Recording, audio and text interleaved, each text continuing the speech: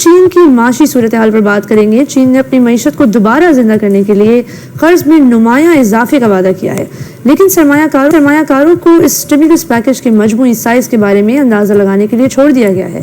یہ ایک اہم تفصیل ہے جو حالیہ اسٹاک مارکیٹ کی تیزی کی مدت کا اندازہ لگانے کے لیے ضروری ہے. فائنانس منسٹر نے ایک پریس کانفرنس میں بتایا ہے کہ بیجنگ کی لوکل گورنمنٹ کو ان قرض کے مسائل سے نمٹنے میں مدد کرے گا، کم آمدنی والے لوگوں کو سبسڈی دے گا اور پراپرٹی مارکیٹ کی مدد کرے گا، اسٹیٹ بینکوں کو سرمایہ کاری کرنے میں بھی ہیلپ کرے گا. ناظرین، جو چائنیز وزیر خزانہ لان فوان نے بتایا ہے کہ ان کی طرف سے جو لیے گئے اقدامات وہ ہیں جن کی مدد سے سرمایہ کار چائنا سے گزارش بہت پہلے سے کر رہے تھے، کیونکہ ناظرین دنیا کی دوسری سب سے بڑی معیشت اپنی رفتار آہستہ آہستہ کھو رہی ہے. اس کے ہم نے ابھی ریسنٹلی ہم نے کور بھی کیا تھا کہ اس کی مین وجہ یہ نہیں کہ کوئی چائنا کے اکنامک حالات اس طرح کے نہیں، ایکچولی جو 2010 کے بعد سے جو چائنیز پاپولیشن گروتھ میں جو ایک سلو ڈاؤن اس کی بہت بڑا actually that is a very big factor, کیونکہ جو چائنیز اکانومی اس نے اپنی جو ڈومیسٹک گروتھ ہے وہ پیک کی تھی 2010 تک. چائنا جو ہے وہ ڈیفلیشنری دباؤ سے نمٹنے اور صارفین کے اعتماد کو بڑھانے کے لیے بہت سخت محنت کر رہا ہے. پراپرٹی مارکیٹ میں تیز گراوٹ بھی آئی ہے جس نے معاشی مشکلات کو مزید بڑھا دیا ہے. لیکن جو چائنیز وزیر خزانہ ان کی جانب سے جو پیکج کی ڈالر ویلیو کی ذکر نہ کرنا سرمایہ کاروں کے لیے ایک واضح پالیسی کا روڈ میپ کا انتظار مزید لمبا کر سکتا ہے. یہ جو ویٹ ہے یہ اس وقت تک جاری رہ سکتا ہے جب تک جو چائنیز پارلیمنٹ ہے وہ اس کی منظوری نہ دے دے اور جو اضافی قرض جاری کرنے کی منظوری بیسکلی دیتی ہے. وہیں سنگاپور میں بھی OCBC کے انویسٹمنٹ اسٹریٹجی کے مینیجنگ ڈائریکٹر واسو مینن نے کہا ہے ایک پریس کانفرنس میں کہ عزم پر مضبوط تھی لیکن عددی تفصیلات میں کمی تھی. انہوں نے مزید کہا کہ وہ بڑا فسکل اسٹیمولس جس کی سرمایہ کار اسٹاک مارکیٹ کی تیزی کو جاری رکھنے کے لیے امید کر رہے تھے وہ سامنے نہیں آیا.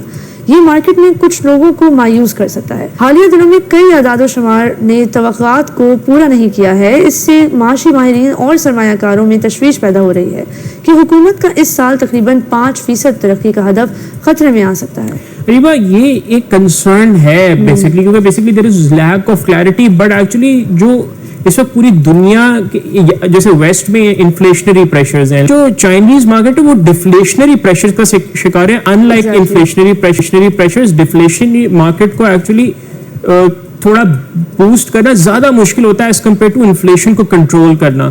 انفیکٹ چائنا میں تو یہ کافی پاپولر ٹرینڈ اس وقت نظر آ رہا ہے کہ youth is not interested in consumption.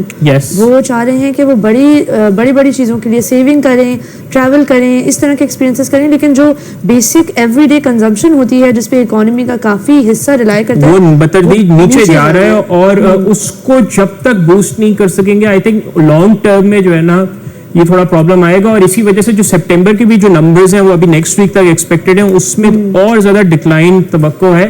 لیکن جو چائنیز آفیشلز ہیں انہوں نے کہا ہے کہ جو ان کے 2024 کے گروتھ ٹارگٹس ہیں وہ پورا کریں گے اور وہ کافی کانفیڈنس کا جو ہے انہوں نے اظہار کیا ہے. اور جو نیا جو فسکل اسٹیمولس ہے اس کے بارے میں جو گلوبل مارکیٹس ہیں اس میں بھی شدید قیاس سرائیاں ہو رہی ہیں. اور اسی طرف جو کمیونسٹ پارٹی ہے جو وہاں پہ رولنگ پارٹی ہے وہاں پہ جو ان کے اعلیٰ رہنما انہوں نے سپٹمبر میں جو ان کی میٹنگ ہوئی تھی انہوں نے اس میں کہا کہ معیشت کو جو ایک بوسٹ اور ایک اس کو اسٹیمولس دینے کی بہت اشد ضرورت ہے. اور اسی کی وجہ سے کیونکہ اب مارکیٹس کو جو وہاں پہ کنزیومر بیس ہے اس کو نظر آ رہا ہے انویسٹرز کو کہ کافی سیریس ہے چائنیز حکام اکانومی کو بوسٹ کرنے میں، تو وہاں پہ جو اسٹاک مارکیٹ کا انڈیکس ہے وہ اس وقت اپنی 2 سال کی بلند ترین سطح پر آگے شنگھائی اسٹاک ایکسچینج کا. اور اس میٹنگ کی چند ہی دنوں کے اندر تقریباً 25 سے 30% اضافہ ہوا ہے مارکیٹ انڈیکس پہ. اور نیوز رائٹرز نے پچھلے مہینے رپورٹ کیا تھا کہ چین اس سال تازہ فسکل اسٹیمولس کے حصے کے طور پر تقریباً 2 ٹریلین یوان یعنی $284 بلین کے خصوصی سورن بانڈز جاری کرے گا اور اس کا ارادہ رکھتا ہے اس کا نصف حصہ مقامی حکومتوں کو ان کے قرض کے مسائل سے نمٹنے کے لیے مدد کرے گا اور اس لیے اس کا استعمال کیا جائے گا، جبکہ اس کا دوسرا حصہ گھریلو سامان اور دیگر اشیاء کی خریداری کو سبسڈائز وہی جو ہم بات کر رہے تھے کہ تاکہ اس سے جو ڈیلی لائف کنزمپشن ہے وہ اس کا مین پرپز ہے وہ بڑھایا جائے. آپ نے سب سے پہلے گھبرانا نہیں ہے، باحثیت قوم ہم اس کا مقابلہ کریں گے. یہ اس ایکسپورٹس کو اگر بڑھانا ہے اور اربوں ڈالر میں لے کر جانا ہے تو رکاوٹ کیا ہے، یہ کیسے ممکن ہو سکتا ہے؟ دیکھیں بیسکلی جس طرح آپ کو یہ گھابا نے بتایا، یہ ایکچولی یہی المیہ ہے کہ گورنمنٹ جو ہے وہ سیریس نہیں. گورنمنٹ کی بلو اکانومی چل رہی ہے بیکاز یہ سارا جو آفیشل اپنا کوآپریٹو سوسائٹی میں پیسہ آ رہا ہے وہ کھا رہے ہیں، تو ان کی تو اکانومی چل رہی ہے.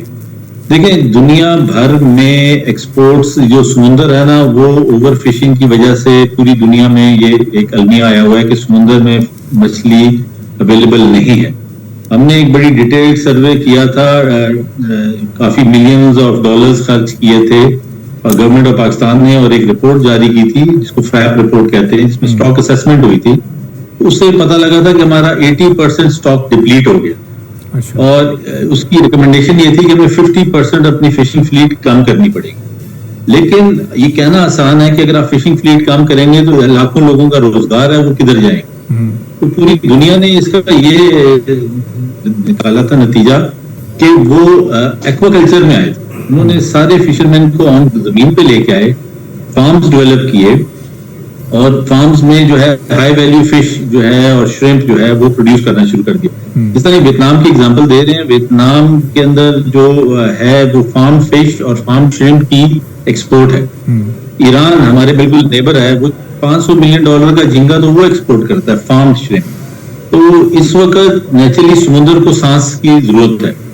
گورنمنٹ کو ریئلائز کرنا چاہیے کہ اس کو اگر آپ تھوڑی سی بریدنگ اسپیس دیں گے تو آپ کو جو فشرمین ہیں ان کو زمین پہ لانا پڑے گا، وہ کلسٹرز ڈیولپ کرنے پڑیں گے شرمپ فارمنگ کے، اور اس میں سپورٹ کرنی پڑے گی. دیکھیں یہ چیز ہم نے پنجاب گورنمنٹ کو بھی بتائی، اور ابھی انہوں نے ایک بہت ریمارکیبل ایک پروجیکٹ شروع کیا ہے پنجاب کی گورنمنٹ نے، اور پچھلے 3 مہینے میں انہوں نے 100 ٹن جھینگا پروڈیوس کیا ہے. اچھا. اور انہوں نے اپنے صرف ایگزسٹنگ مظفر گڑھ کے ایگزسٹنگ فارمز کو صرف اسپیشی چینج کیا ہے. یہاں پہ مچھلی ہوتی تھی، اس کے اندر انہوں نے جھینگے کا سیڈ ڈال کے پروو کیا ہے کہ ہم شرمپ فارمنگ کر سکتے ہیں پنجاب میں، مظفر گڑھ کی جو سلائن بیلٹ ہے.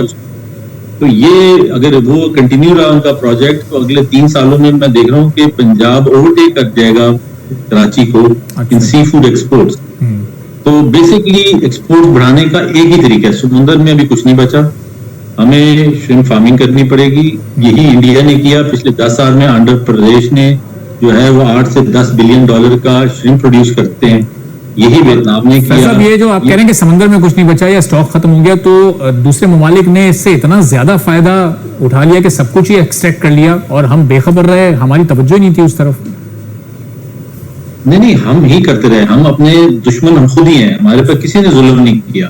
ہمارا جو جالا ہے، ہماری جو یہ بوٹس ہیں، اس میں سے آپ کا جو نیٹ ہے اس میں سے بال پوائنٹ نہیں گزرتا، جس کی کارڈ اینڈ ہے جس کو ہم پوچھ کہتے ہیں، وہ اتنا نیرو ہے کہ اس میں سے بال پوائنٹ نہیں گزرتا.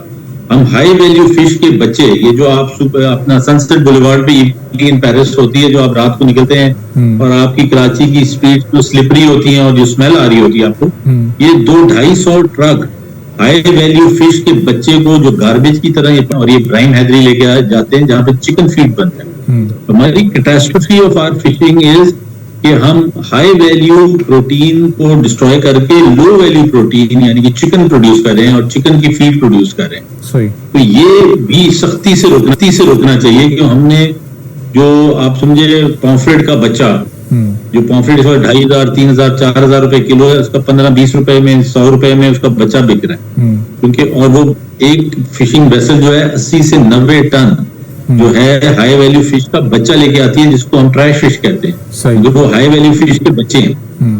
تو سمندر کی تو ہم نے بالکل تباہی مچا دی ہے. لیکن اب یہ پوری دنیا نے کیا. فشرمین ہر جگہ ایگزامپل دیتا ہوں کہ اگر انگلینڈ کا فشرمین انگریزی بولتا ہے تو اس کا یہ مطلب نہیں ہے وہ پڑھا لکھا ہے. انہوں نے بھی یہی کیا، انہوں نے اپنی کارڈ فش اسی طرح ختم کر دی.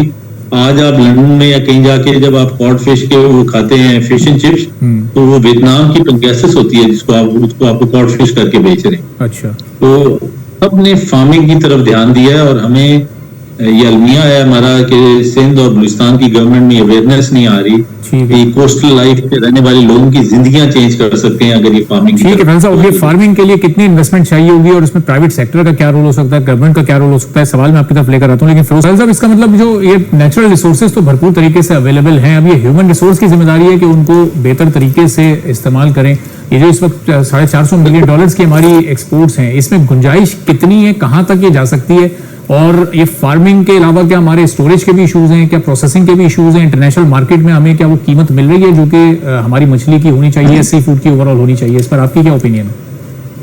देखें, बेसिकली जो हम 400-450 मिलियन है ना, ये हमने पूरा निचोड़ लिया समुद्र, बिकॉज हमारी फिशिंग प्रैक्टिसेस अच्छी नहीं है। तो इसकी वजह से जो क्वालिटी हमारे पास आ रही है उसके हमें इश्यूज आ रहे हैं कि हमारा, जैसे आप देख रहे हो ना कि वो 80-90 टन उसमें गार्बेज है, उसके साथ ही 4-5-6 टन 8 टन 10 टन वैसी फिश आती है जो ह्यूमन कंज्यूमेबल है। तो उसको सही तरीके से पोस्ट हार्वेस्ट लॉसेज जो है ना हमारे बहुत ज्यादा है और उसको सही तरह मैनेज नहीं किया जा रहा।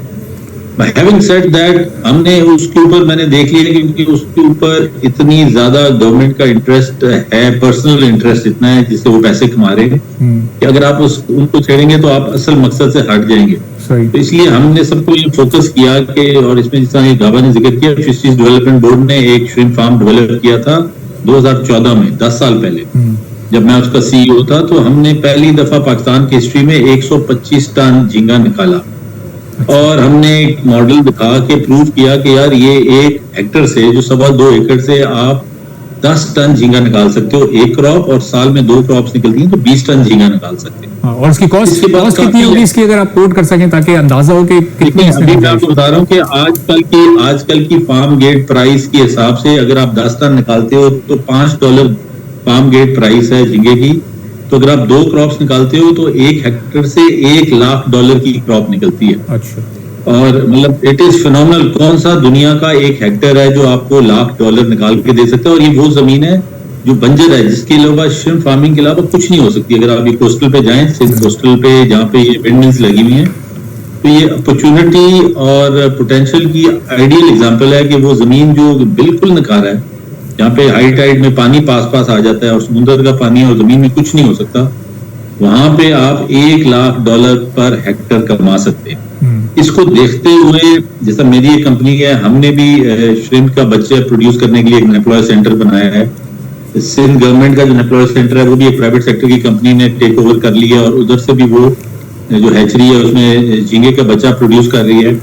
थाईलैंड की सबसे बड़ी कंपनी जिसको थाई यूनियन है जो फीड के अंदर, उसने लाहौर में श्रिम्प फीड का यूनिट भी लगा लिया है, जिसके ऊपर ही आज ट्रायल हुए सारे हमारे झींगे का बच्चा। सिंध फिशरी से झींगे का बच्चा जो रावा ग्रुप ने सप्लाई किया था उनको, ये हमने मुजफ्फरगढ़ के एरिया में दिया और वहां से ये अभी प्रोड्यूस हो रहा है, जिसमें पाकिस्तानी फीड भी यूज हुई, जो made in Pakistani for the first time. तो ये रोड मैप है। प्राइवेट सेक्टर बहुत बड़े स्केल पे अभी आ रहा है। 300 एकड़ के ऊपर अलकरम वाले श्रिम्प फार्म बनाने जा रहे हैं। रावा ग्रुप ने 500-700 एकड़ जमीन ली हुई है, वो करने जा रहे हैं। तो प्राइवेट सेक्टर तो अपनी अभी एक भरपूर कोशिश कर रहा है।